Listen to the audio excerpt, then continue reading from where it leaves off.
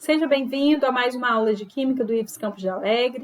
Nesta aula, nós vamos dar continuidade ao nosso conteúdo de ligações químicas. Vamos falar sobre ligação covalente, certo?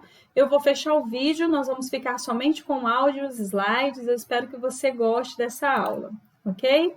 Para falar sobre ligação covalente, nós precisamos ver que a ligação covalente, ela ocorre quando os átomos envolvidos, eles tendem a receber elétrons. Mas não seria possível os átomos receberem elétrons sem ceder. Devido a isso, então, eles compartilham os seus elétrons, formando pares eletrônicos, certo? E esses pares eletrônicos, eles vão ocorrer com um elétron de cada átomo, formando uma estrutura eletricamente neutra denominada molécula. O compartilhamento ele vai ocorrer pela superposição de orbitais, formando orbitais moleculares. A superposição frontal dos orbitais forma uma ligação sigma, assim representada. A superposição lateral dos orbitais vai formar uma ligação pi. Então, nós vamos dar origem a ligações simples, duplas e triplas. Quando eu tenho uma ligação simples, eu tenho uma ligação sigma. Quando eu tenho uma ligação dupla, eu tenho uma ligação sigma e uma ligação pi. Quando eu tenho uma ligação tripla, eu tenho uma ligação sigma e duas ligações pi. Orbital molecular é a região onde a probabilidade de encontrar um par de elétrons compartilhado é máxima. E a ligação covalente, então, ela vai ocorrer entre os metais e ametais, entre os ametais e ametais, ou ametais e semimetais, certo?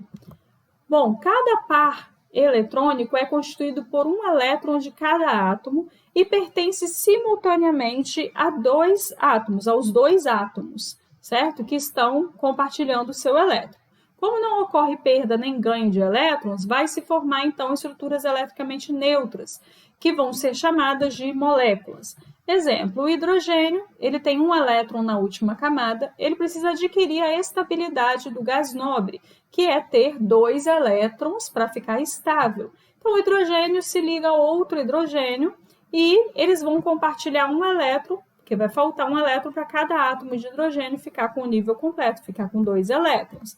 E aí, então, nós vamos ter o compartilhamento de um par de elétrons, certo? Então, um elétron compartilha o átomo de hidrogênio, compartilha um elétron com outro átomo de hidrogênio, e eles vão ter um par de elétrons compartilhado, formando gás hidrogênio, ok? Aqui, por exemplo, hidrogênio que vai se combinar, formar uma ligação com o oxigênio. O hidrogênio tem um elétron na última camada, na camada de valência, o oxigênio tem 6 elétrons na camada de valência. E aí, então, faltam 2 elétrons para o oxigênio ficar com o octeto completo e 2 elétrons para o hidrogênio ficar com o octeto completo. O que ocorre? Compartilhamento de elétrons. Hidrogênio vai compartilhar um elétron com o oxigênio, e aí o oxigênio vai passar a ter 6 elétrons, pega um elétron de cada hidrogênio, e cada hidrogênio passa a ter 2 elétrons, também fica estável. Nós temos a fórmula eletrônica ou fórmula de Lewis, que é representada pictograficamente, como nós vimos na aula anterior, e a fórmula estrutural, que é a fórmula de traços, certo? Então, um compartilhamento, um elétron compartilhado é um tracinho, certo? Nós temos 2 elétrons, né, em cada tracinho. E a fórmula molecular, que é representar a quantidade de átomos de hidrogênio e a quantidade de átomos de oxigênio que nós temos na molécula de água, por exemplo. Aqui nós temos a representação do gás hidrogênio, gás oxigênio e gás nitrogênio. Vejam que nós temos uma ligação covalente simples, uma ligação covalente dupla e uma ligação covalente tripla, ok? Como representar a estrutura de Lewis em moléculas poliatômicas, em moléculas que têm mais de um átomo de elemento químico? Exemplo, PCl3, SO3, H2O, BH2, BH3, NH3, CH4. Nós vamos ter um passo a passo. Primeiro passo, contar os elétrons da camada de valência. Contar quantos elétrons cada elemento tem na última camada. Por exemplo, P, ele está lá na família 5A, ele tem 5 elétrons na última camada. O cloro está lá na família 7A, ele tem 7 elétrons na última camada. Eu vou multiplicar 7 vezes 3 e vou somar com 5 do fósforo, ok? Então, aí eu vou contar todos os elétrons da camada de valência. Se eu tiver um íon, eu vou também levar em conta a carga do íon. Se for menos 1, eu somo mais 1. Se for mais 1, eu diminuo um elétron, ok? Colocar um par de elétrons para cada ligante. Nós temos o ligante e o átomo central. Quem é o ligante e quem é o átomo central? Normalmente, o átomo central é o primeiro elemento, no caso do PCl3, o P é o átomo central, Cl3 são 3 Cl, são 3 ligantes, ok? Normalmente é isso, né? Átomo central e os ligantes. Colocar um par de elétrons para cada ligante, e aí então a gente coloca 2 elétrons, certo? Completar o octeto dos ligantes, cada elemento vai ter 8 elétrons. Colocar os elétrons restantes no átomo central. Então, a partir do momento que você vai colocando os elétrons, você diminui do total de elétrons que você tem. Se o átomo central não estiver com o octeto completo, fazer ligações duplas ou triplas. Então, exemplo, eu tenho aqui no PCl3 26 elétrons na camada de valência.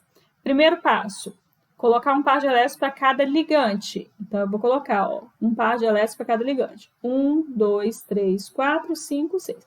Coloquei um par de elétrons para cada ligante, certo? Então, eu diminuí 6. 20 menos 6, 26 menos 6, 20. Completar o octeto dos ligantes. Aí eu vou aqui, completo o octeto. 1, 2, 3, 4, 5, 6, 7, 8. Né? Para cada cloro, ele precisa ter 8 elétrons para ficar estável. Com isso, eu vou somar quantos elétrons eu coloquei aqui nos cloros e diminuo dos 20 que eu tinha aqui, elétrons de valência. Se sobrar elétrons, o restante eu vou colocar no átomo central.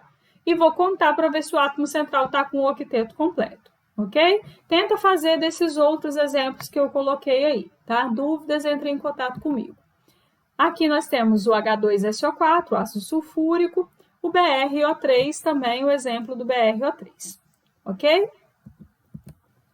Bom, aqui nós temos alguns exemplos, né? Fórmula molecular, fórmula eletrônica, né? Fórmula de Lewis, fórmula estrutural plana, tipos de ligação, se é ligação simples, dupla, tripla, ok? E exceções à regra do octeto. Nós temos algumas exceções à regra do octeto. Que exceções são essas? O berílio, ele se estabiliza com 4 elétrons, certo? Então, aqui a ligação entre o berílio e o flúor, né? O berílio vai precisar apenas de 4 elétrons para estabilizar, o flúor de 8, então o berílio é uma exceção.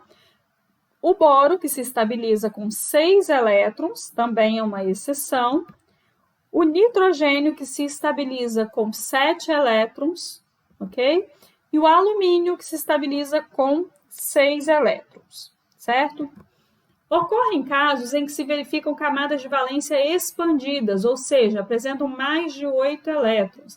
Exemplo é o PCl5, certo? O PCl5 vai ter mais do que 8 elétrons, o P, né? Para ficar estável. Então, isso a gente chama de hipervalência. Essa hipervalência, a camada de valência expandida, ela só ocorre com elementos do terceiro período em diante. Elementos do segundo período não pode expandir o octeto. Então, do terceiro período em diante, eles vão usar os orbitais D, e aí por isso eles conseguem expandir a sua camada de valência, certo? Vai ser a hipervalência a partir do terceiro período. Ok? Bom, propriedades dos compostos moleculares. Em condições ambientes, eles podem ser encontrados em 3 estados físicos, nos 3 estados físicos, sólido, líquido e gasoso. Geralmente, eles vão possuir baixos pontos de fusão e pontos de ebulição, com exceção do grafite, diamante e sílica, certo? Que não tem baixo ponto de fusão e ebulição. São isolantes elétricos, com exceção do grafite, fulerenos, nanotubos e grafeno. Alguns compostos moleculares conduzem a corrente elétrica em solução, como exemplo, os ácidos e o NH3. Para ser considerado um composto covalente, é preciso ter todas as ligações covalentes. Compostos com ligações iônicas e ligações covalentes vai prevalecer a característica de um composto iônico, ok?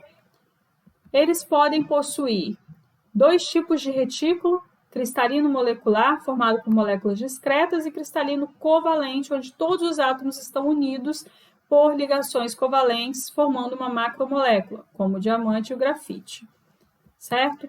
Bom, então, por hoje é isso. Eu espero que vocês tenham gostado. Na próxima aula, a gente continua com o nosso conteúdo de ligações químicas, falando sobre ligação metálica, ok? Um abraço, fiquem com Deus e até a próxima!